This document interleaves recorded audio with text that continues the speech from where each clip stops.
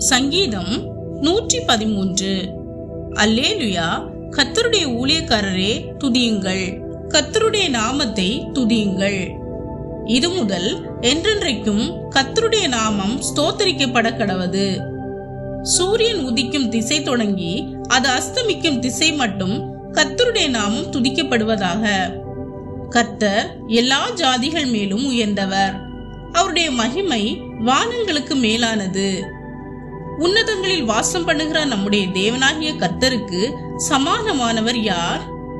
அவர் வானத்திலும் பூமியிலும் உள்ளவைகளை பார்க்கும்படி தம்மை தாழ்த்துகிறார். அவர் சிறியவனை புழுதியிலிருந்து தூக்கி விடுகிறார், எளியவனை குப்பையிலிருந்து உயர்த்துகிறார்.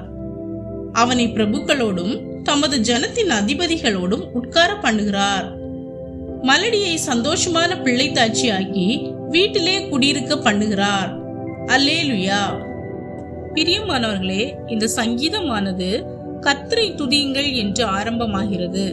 இது தேவனை துதிக்கும் ஒரு மகிழ்ச்சியான சங்கீதமாகும். இதில் கர்த்தரை எப்போதும் துதிக்க வேண்டும் என்பதும், தேவன் எல்லாவற்றுக்கும் மேலானவர் மற்றும் தாழ்மையானவர்களை உயர்த்துகிறவர் என்பதும் சொல்லப்பட்டிருக்கிறது. தேவன் உயர்ந்தவராக இருந்தாலும் தாழ்மையானவர்களையும் ஏழைகளையும் உயர்த்துகிறவர் என்பதை நினைவுபடுத்துகிறது. நீங்கள் இன்று எந்த சூழ்நிலையில் இருந்தாலும் தேவன் உங்களை பார்க்கிறார். அவர் உங்களை உயர்த்தக்கூடியவர். தாழ்ந்த இடத்தில் இருந்தாலும் அவரால் உங்களை ராஜாக்களுடன் உட்கார வைக்க முடியும். ஆகையால் இன்று முதல் உங்கள் சூழ்நிலைகளை பாராமல் எல்லாவற்றிலும் தேவனை துதியுங்கள். உயர்ந்த தேவன் உங்களை எல்லா சூழ்நிலைகளிலும் ஆசீர்வதித்து உயர்த்துவார்.